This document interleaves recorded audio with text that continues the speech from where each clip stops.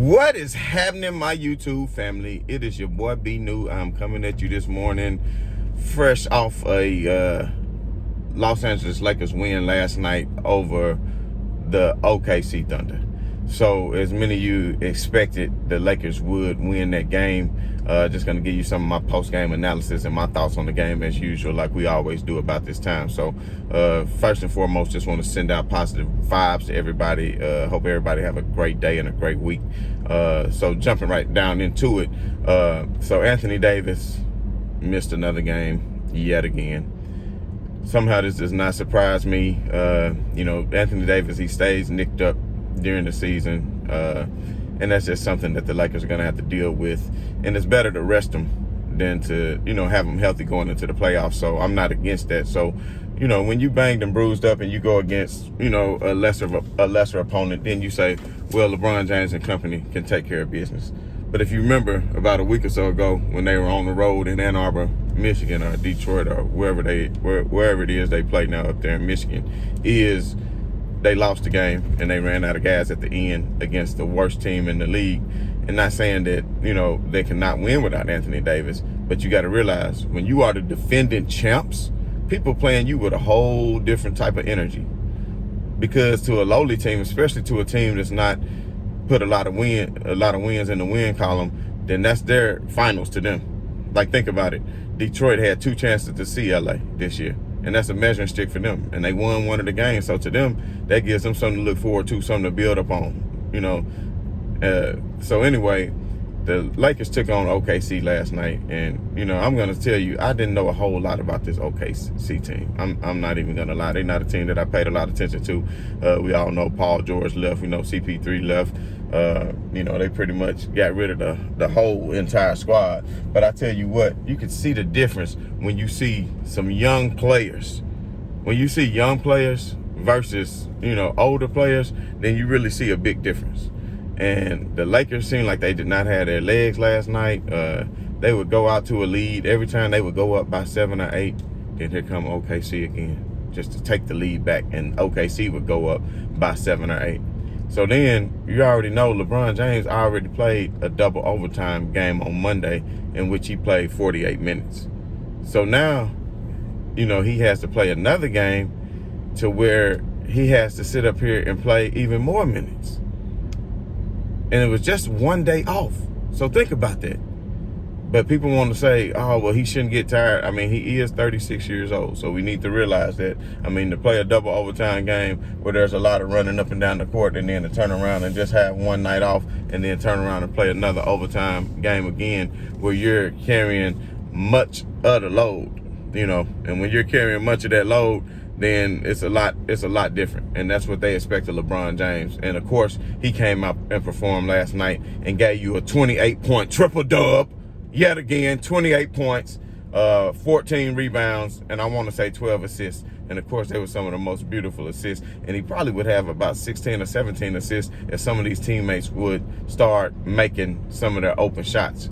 But anyway, back to the main point of the game is OKC really showed me something last night as far as their energy level. LeBron James, of course, did what he had to do. And every time LeBron James goes to the bench, which is starting to make me wonder, which Caruso was out last night because he had jammed his fingers in the last game, and they just left him out for precautionary measures because, like I said, they was going against a lowly team, and they didn't think that they really would need him.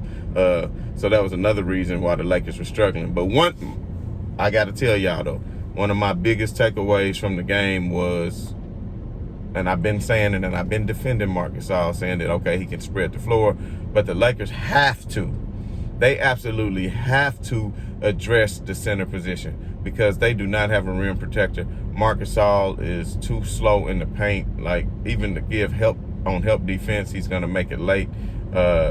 Doesn't really have any kind of vertical at all to jump up and defend shots in the paint. So pretty much, unless he's just going against another big man in the post like Jokic, okay, that's good to have a Marc Gasol, to have him come in and play against Jokic. That's good. But to have him in the game, the majority of the game, I mean, I want to say the Lakers gave up, just in the first half alone, it was 30-something points in the paint. So I want to say by the end of the game, it was a lot more. But that's when they made the adjustments, and Marc Gasol didn't really get a whole lot of playing time Marc Gasol didn't get a whole lot of playing time in the second half, and once again he got 0 minutes playing time in the overtime because Montrezl Harrell came in and gave you plenty of energy on both the offensive and the defensive end of the floor. I even saw Montrezl put the ball on the floor a couple of times and just take it hard to the hole from way out on the wing. You know, something that you're not really accustomed to see him doing. But that young guy, what's his name? Alexander. Man, I'll tell you what, OKC was smart in keeping him and wanting to get him from the Clippers because that boy had a hell of a game.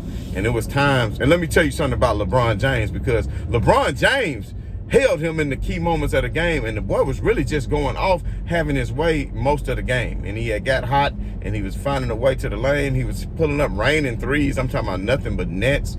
But every time LeBron James would get on him at the end of the game, LeBron James had a couple of key blocks on him when he came into the paint, and LeBron would not go for his pump fake. So all the people who are talking about LeBron is not clutch, he's clutch on the offensive end and on the defensive end. And this is what I'm saying. Like, a lot of people didn't watch Jordan through the season. They just remember Jordan on the playoffs. But GOAT people do GOAT things. And on a Monday or Tuesday night in LA going against OKC, that's something you might not remember, but you got to realize LeBron James put forth all the effort and did everything he could on the offensive and the defensive end of the floor to will his team to a victory last night. And let me say this. I got to get this part in. Like, what in the hell is the coach doing? Like, Frank Vogel, this is the second time that your coaching is really starting to come into question to me, because at the end of the game, I don't know if anybody saw it, but let me just tell you how it unfolded. At the end of the game, the Lakers were up by 3. So you would imagine that if you are up by 3, then you are good to go. Not necessarily good to go. The other team can hit a 3, but if you are up by 3 and there's only like 7 or 8 seconds left, then you think you got a pretty good, I don't know what the odds are, but I would say that it's probably over 50 to 60% that you're going to win that game, because the other team is going to have to hit a 3. So I would say if the other team got a 3-point shooter that's Steph Curry who shoot over 40%, then it's still under 50% chance that they're going to hit that 3 and go into the overtime. So the point is, I believe in coaching a different way. So to me, first and foremost, the play before OKC had a chance to hit the 3, they actually drove to the basket instead and elected to take the quick 2 since they had a timeout, and they was going to take the quick 2, and then it'd be like 9 or 10 seconds left, and then they were hoping the Lakers would miss a free throw, since they've been doing a lot of that lately, that they would miss the free throw and they can get it, it'd only be a 2-point game and they get a chance to tie or win the game with a 3 at that point, once they called their timeout and advanced it. But so what happened is they went to the hole, and KCP blocked the shot, which he did get a part of his hand, but hand is part of the ball, and that's what the referees ultimately decided when Frank Vogel challenged. My point is, Frank Vogel, why did you call a timeout where you wasted the timeout yet again just to challenge something that, okay, even if it was a foul and he was going to the free throw line, there's no guarantee that he's going to make both of them, or maybe just one of them. Maybe he splits them, maybe he makes both, and even if he does make both, you're still up by 1. You can then call that timeout, advance it to the other end of the floor to make sure that you're good, that you won't turn it over in the backcourt by their basket, and once you get it up in the front court, then you get into the hands of one of your reliable free throw shooters and let them go ahead and close out the game and hit 2 shots. And even if they miss 1 or whatever, then at this point it's only 4 or 5 seconds left in the game, especially when they do such a good job playing keep away. The Lakers tend to do a good job of that, which they did later at the end of the game. But anyway, so after they had the successful challenge, of course, it's a jump ball at mid-court at this point. So OKC gets the ball on the jump ball. So during the challenge, you had plenty of time to coach up your players.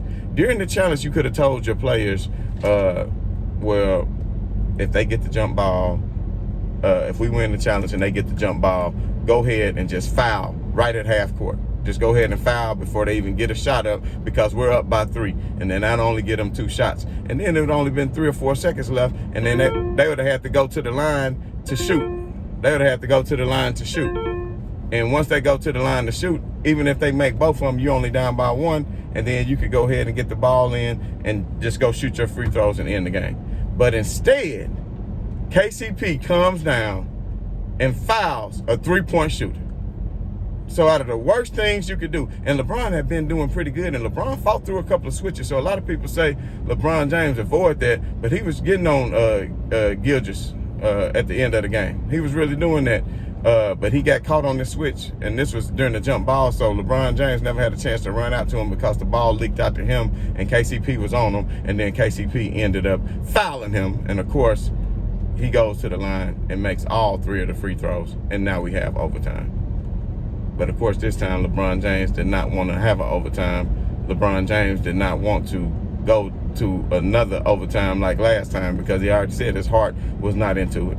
So of course, he wasn't about to sit up here and let this one go into another overtime. So of course, he came out and did his thing. He did try to get Montrez involved on the first couple of plays.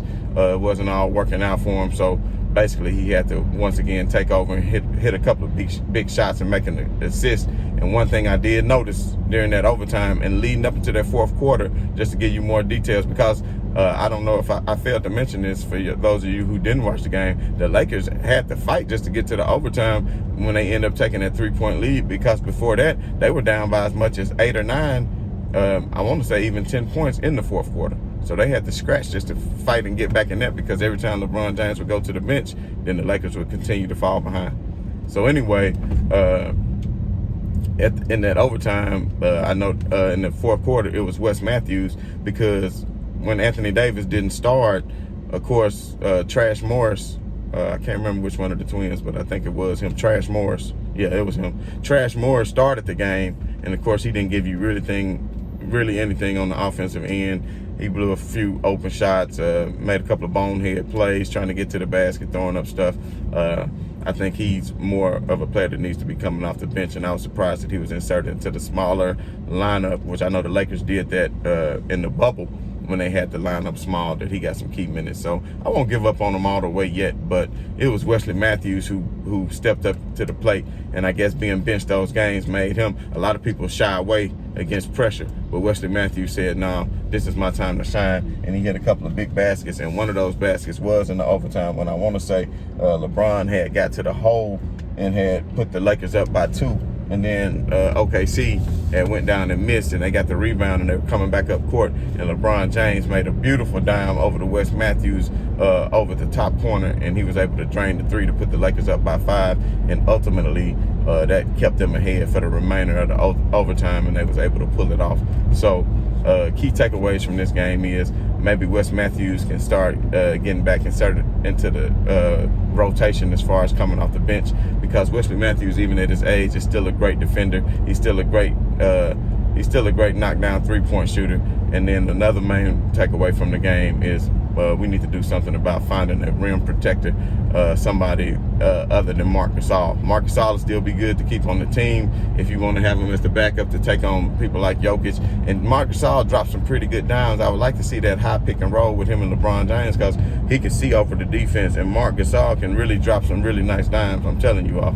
And him and LeBron are developing chemistry on that nature. But if you can get rid of him and bring in a better center, if you can get like an Andre Drummond or something like that, and you had to give up Marc Gasol, then by all means do it, because the Lakers are going to need some kind of defensive. The Lakers are gonna need some kind of defensive rim protector going into the playoffs, and that's one of the things that Brooklyn is lacking. So they, even though they do have AD and they do have Montrez, but when you go against teams that have a larger center, then that's not going to get it done, as we saw how Embiid had his way with Montrez. So Montrez is a good defender, but let's just remember he's not a true center. He is a power forward. So with all that being said, it was a great night around the association. There were also some games with, I don't know if anybody saw the Denver and the Milwaukee game, and Denver been playing great basketball. As we know, they ended Utah's streak, but then they fell short against the Lakers. And a lot of people, I don't know if they saw the game where Jokic scored 50 the other day in the loss, and they still came up empty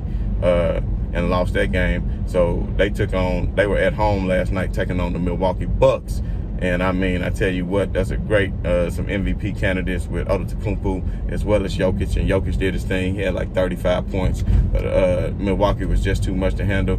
And I think Milwaukee is really starting to gel now. You got to realize they had a couple of new pieces. But Milwaukee, if they can play the way they're capable of playing, I can still see them coming out of the East. And sometimes it takes a time for you to be able to develop the fortitude that you need, the will that you need to make it in advance out of the playoffs. And the team got to beat up on you for a few years. And that's what Antetokounmpo has gone through. You know, I remember the Pistons had to go through that back in the day before they can get past the Celtics. I remember the Bulls had to go through that before they can get past the Pistons, you know, and so forth and so on. So I remember OKC had to go through that before they can get past San Antonio. So at the same token, I just really feel like that this is going to be a great playoff year as far as the East is concerned, with all the teams out there in the East, with Brooklyn, Boston, Philly, and Milwaukee. Because those 4 teams, I think, on any given night, especially in a 7-game series, depending on the matchups and the health of the players, is going to make to be some great series. And the same thing out West. So